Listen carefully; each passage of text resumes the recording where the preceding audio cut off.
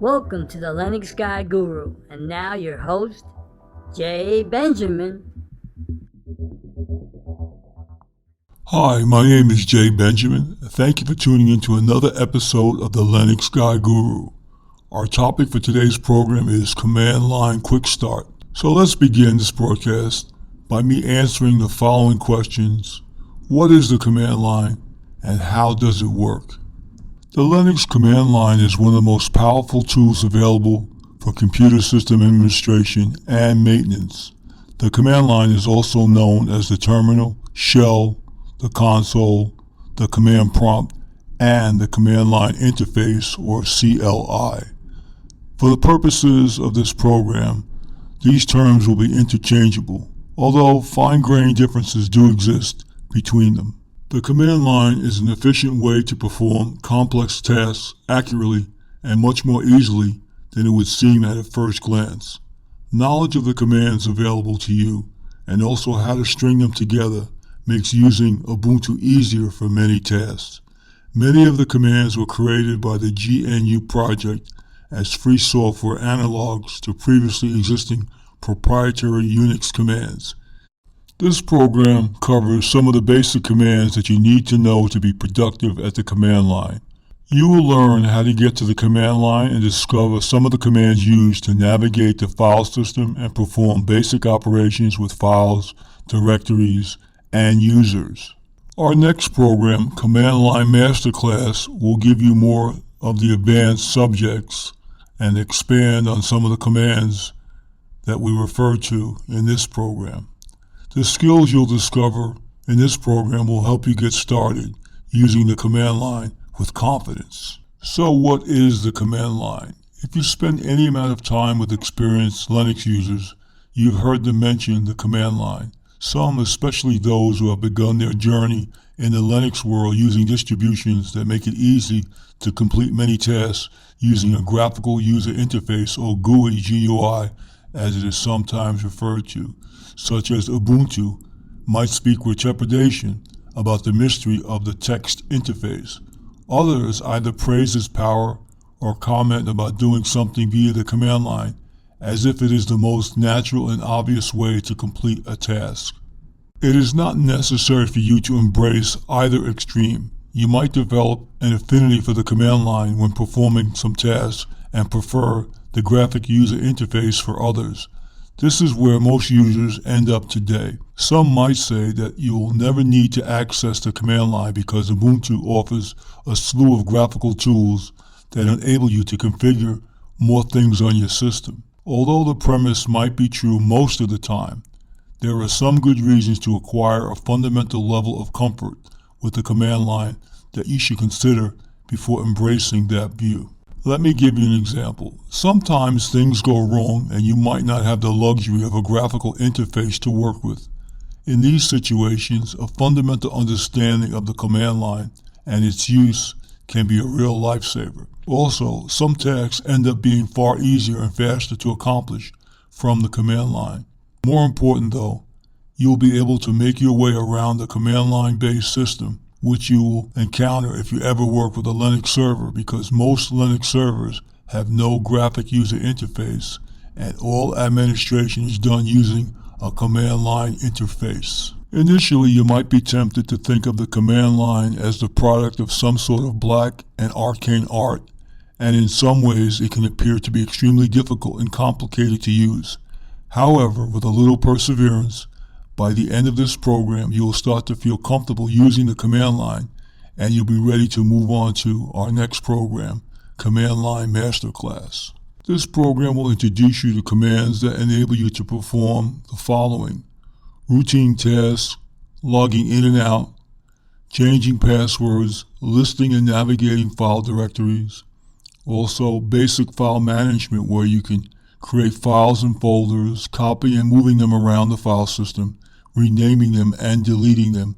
And then there is basic system management, shutting down or rebooting, changing file permissions, and reading man pages, which are entries for commands included as files already on your computer in a standardized manual format. The information in this program is valuable for individual users or system administrators who are new to Linux and are learning to use the command line for the first time.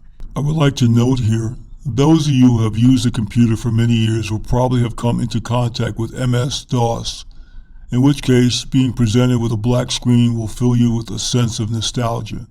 But don't get too comfy. The command line in Linux is different from, and actually more powerful than, its distant MS-DOS cousin. Even cooler is that whereas MS-DOS skills are transferable only to other MS-DOS environments, the skills that you learned at the Linux command line can be transferred easily to other Linux and Unix-like operating systems such as Solaris, OpenBSD, FreeBSD, and even Mac OS X operating systems, which provides access to the terminal. So now let's get started accessing the command line. You can quickly access the terminal using the desktop menu option Terminal. This opens GNOME, GNOME-TERMINAL terminal, from which you can access the terminal while remaining in a graphic user environment. This time, the terminal appears as white text on a Orgarbine dark purple background. This is the most common method for accessing the terminal for most desktop users. The second most common way for graphical desktop users to access the command line is to press the key combination Ctrl plus Alt plus F1, after which Ubuntu switches to a black screen and a login prompt will appear, such as the one that I'm going to tell you. For example, it might say Ubuntu 16.04 UTOPIC SEYMOURTTRL, and below that it might say Seymour Login, or it might be your name, could be J Login. Your prompt might vary depending on the version of Ubuntu you're using and the method you're using to connect. In any event, at this prompt, type in your username and press enter.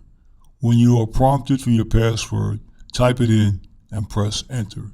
I'd like to note here, your password is not echoed back to you, which is a good idea. And why is it a good idea? Well, people are prevented from looking over your shoulder and seeing your screen input, and makes it difficult to guess that a 5-letter password might correspond to the user's spouse, first name, or simple things in general. After typing your username and pressing the enter key, you are asked for your password, which you type. Note that Ubuntu does not show any characters while you are typing your password in, and this is a good thing because it prevents any shoulder surfers from seeing what you've typed or the length of the password. Or, if you've watched the movie Edward Snowden, you'll understand that there could be eyes in the sky watching everything that you do. Navigating through the system at the command line can get confusing at times, especially when a directory name occurs in several places. Fortunately, Linux includes a simple command that tells you exactly where you are in the file system. It's easy to remember because the command line is just an abbreviation of the present working directory, so you type pwd at any point to get the full path of your location. For example, typing pwd after following these instructions shows /home/your username, meaning that you are currently in your home directory. Using the pwd command can save you a lot of frustration when you have changed your directory half a dozen times and have lost track of where you are. And let's talk about logging out. Use the exit or logout command or Ctrl+D to exit your session. You will then return to the login prompt. If you use virtual consoles, remember to exit each console before leaving your PC. Otherwise, someone could easily sit down and use your account. And now I'll discuss logging in and out from a remote computer. Although you can happily log onto your computer and act as a local login, you can also log into your computer via a network connection from a remote computer. Linux-based operating systems provide a number of remote access commands you can use to log into other computers on your local area network, or LAN, that is sometimes referred to, or your wide area network, a WAN, or the internet. I like to note here that you must have an account on the remote computer, and the remote computer must be configured to support remote logins, otherwise you won't be able to log in. The best and most secure way to log into a remote Linux computer is to use SSH, the Secure Shell Client. Your login and session are encrypted while you work on the remote computer. The SSH client featured has many command line options that can be simply used with the name or IP address of the remote computer. The first time you connect with a remote computer using SSH, Linux displays the remote computer's encrypted identity key and asks you to verify the connection.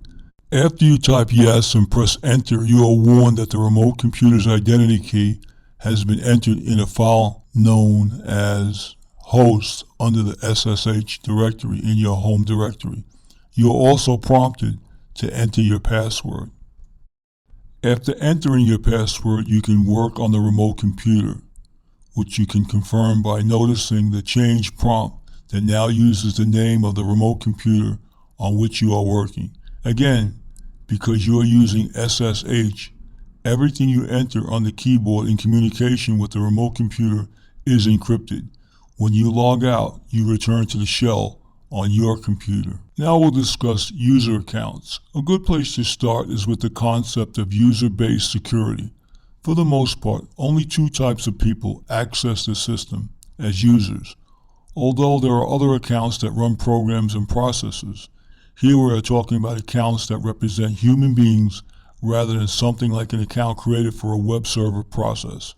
Most people have a regular user account. These users can change anything that is specific to their accounts, such as the wallpaper on the desktop, their personal preferences, and the configuration for a program when it is run by them using their account. Also note that the emphasis is on anything that is specific to their accounts. This type of user cannot make system-wide changes that could affect other users. And I would like to note here, in order to make system-wide changes, you need to use super user privileges, such as can be done using the account you created when you started Ubuntu for the first time, which was installing Ubuntu and post-installation configuration. With super user privileges, you have access to the entire system and can carry out any task, even destructive ones. To help prevent this from happening, this user does not run with these powers enabled at all times, but instead spends most of the time as a regular user. To use super user privileges from the command line, you need to preface the command you want to execute with another command, example, sudo or super user do, followed by a space and the command you want to run. When you press enter after typing the remaining command, you are prompted for your password, which you should type in and then press the enter key. As usual, on any Unix-based system, the password does not appear on the screen while you are typing it as a security measure, in case someone is watching over your shoulder. Ubuntu then carries out the command, but with super user privileges. So let me give you an example of a destructive nature of working as a super user in the age-old sudo space rm space hyphen rf space / which erases everything on your hard drive. If you enter a command using super user do as a regular user who does not have an account with super user privileges, an error message appears and nothing happens because the command will not run. We recommend that you do not try this particular command as a test. If you enter this command using an account with super user privileges, you will soon find yourself starting over with a fresh installation and hoping you have a current backup of all your data. And you might need to be especially careful when using your super user privileges, otherwise you might do irreparable damage to your system. However, the ability to work as a super user is fundamental to a healthy Linux system and should not be feared, but rather respected, even while used only with focused attention. Without this ability, you could not install new software, edit system configuration files, and do a large number of important administrative tasks. And by the way, you have already been performing operations with a super user privilege from the graphic user interface if you have ever been asked to enter your password to complete a specific task, such as installing software updates. The difference is that most graphical interfaces limit the options that users have and make it a little more difficult to do some of the big, disruptive tasks, even the ones that are incredibly useful. And Ubuntu works slightly different from many other Linux distributions. If you study some other Linux distributions, especially older and more traditional ones, you will hear about a specific user account called root, which is a super user account. In those distributions, instead of typing in sudo or superuserdo before a command while using a regular user account with super user privileges, you can log into the root account and simply issue the command without entering a password, at least by default. In almost all cases, superuserdo can be installed and configured in those distributions. In those cases, you can tell when you're using the root account at the command line because you'll see a pound sign as the command line prompt in the place of the $sign. In Ubuntu, the root account is disabled by default because forcing regular users with super user privileges to type a specific command every time they want to execute a command as a super user should have the benefit of making them carefully understand and consider what they are doing when they use that power. It is easy to forget to log out of a root account, and entering a powerful command while logged into root can be catastrophic. However, if you are more experienced and comfortable with the more traditional method of using super user privileges and want to enable the root account, you can use the command sudo passwd when prompted. It'll ask you to enter your user password to confirm that your user account has super user privileges. You will then ask for a new Unix password, which will be the password for the root account, so make sure you remember it. You are also prompted to repeat the password in case you've made any mistakes. After you've typed it in and press enter, the root account is active, and you'll find out how to switch to root later on. And I'd like to discuss reading documentation. Although you learn the basics of using Ubuntu in this program, you need time and practice to master and troubleshoot more complex aspects of the Linux operating system and your distribution. As with any operating system, you can expect to encounter some problems or perplexing questions as you continue to work with Linux. The first place to turn for help with these issues is the documentation included with your system. If you cannot find the information you need there, check Ubuntu's website. Using the man pages, you'll be able to learn more about a command or program. Use the man command followed by the name of the command. Man pages are stored in places like /usr/share/man and /usr/local/share/man. But you don't need to know all that. To read a man page, such as the one for the rm command, use the command line like this: man space rm. After you press enter, the less command, a Linux command known as a pager, displays the man pages. The less command is a text browser, and you can use this to scroll forward and backwards and even sideways to the document. To learn more about the command, type the letters in to get help using the / to enter a string, or press Q to quit. No one can remember everything. Even the best and most experienced system administrators use man pages regularly. Looking up complicated information is easy because this frees you from having to recall it at all, enabling you to focus on your task rather than punishing yourself for not remembering the syntax. I will note here, nearly all the 100 of commands included with Linux each have a man page.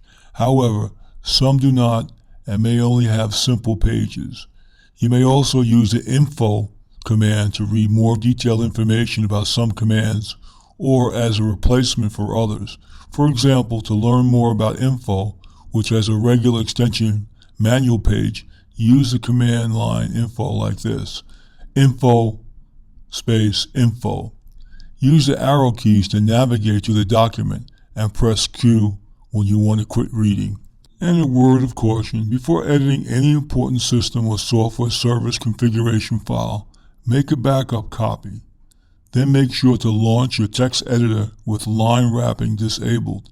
If you edit a configuration file without disabling line wrapping, you could insert spurious carriage returns and line feeds into its contents, causing the configured service to fail when restarting. By convention, nearly all configuration files that are formatted are for 80-character text width, but this is not always the case. By default, the VI and Emacs editors don't use line wraps, so be careful when making any changes. And I'll also note here, in order for a user to use superuserdo, the user account must belong to the superuserdo group and also be listed in the /etc/superdoers file. If both conditions are met, the user will be permitted to temporarily use root powers for specific commands that are used at the command line by that user account by prefacing the command with the word superuserdo. And fixing any problems that you encounter requires the use of root powers. This is an obvious problem because if the superuserdo is not working, then the account does not have access to root. To fix it, we must gain root access, and you can do this by booting into recovery mode using the following steps. 1. Hold down the Shift key while the computer is booting. 2.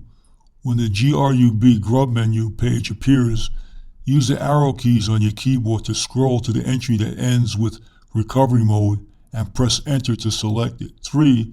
When the boot process finishes, you have several options. Select the menu entry for root, which is described as drop to root shell prompt. You are now at the command line with full root access to the computer. And 4.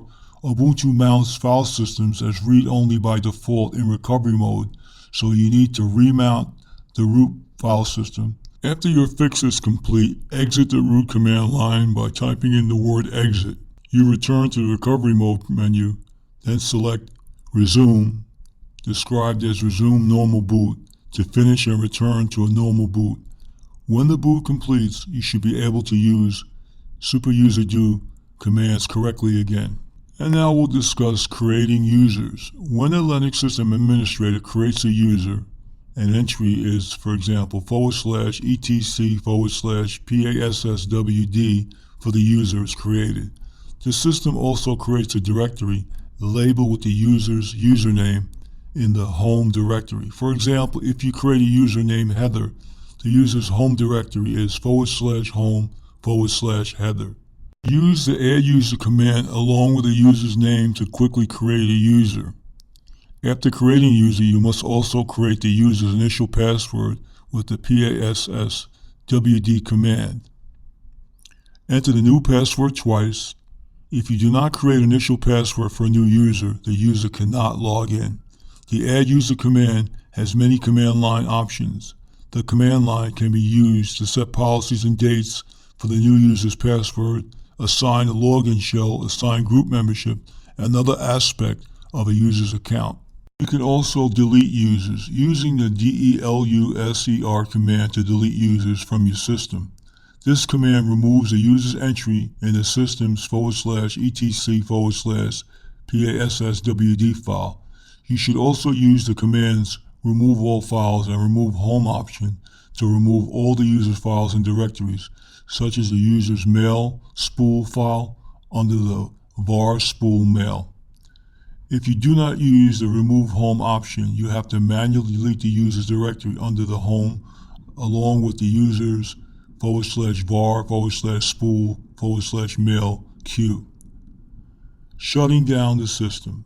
Use the shutdown command to shut down your system. The shutdown command has a number of different command line options, such as shutting down at a predetermined time.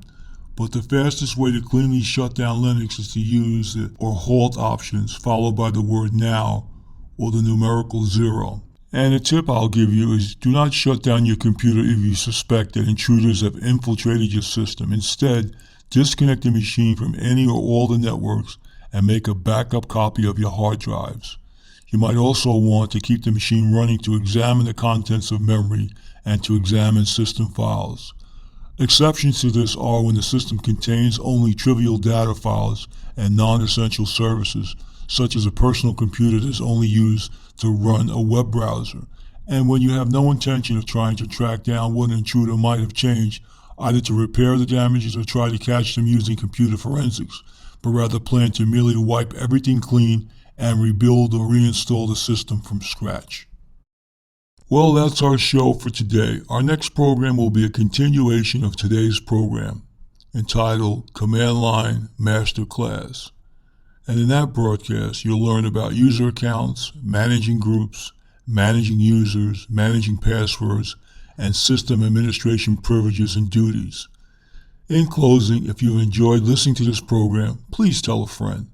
As I've said before a number of times in this program, knowledge is power. I encourage everyone listening to learn Linux, and it is my mission to make the world better informed about free operating software. If you've enjoyed this program, leave us a comment. If you'd like to contact the show, you can email us at linuxguyguru@gmail.com. You can also check out our website at linuxguy.guru. We have videos on the website which will help you learn more about Linux. And should you be in the New York City area and want to have your personal computer converted from either a Microsoft or an Apple operating system, we can make it possible with a variety of Linux operating system distributions. The possibilities are endless. Till next time, your host, Jay Benjamin, logging out.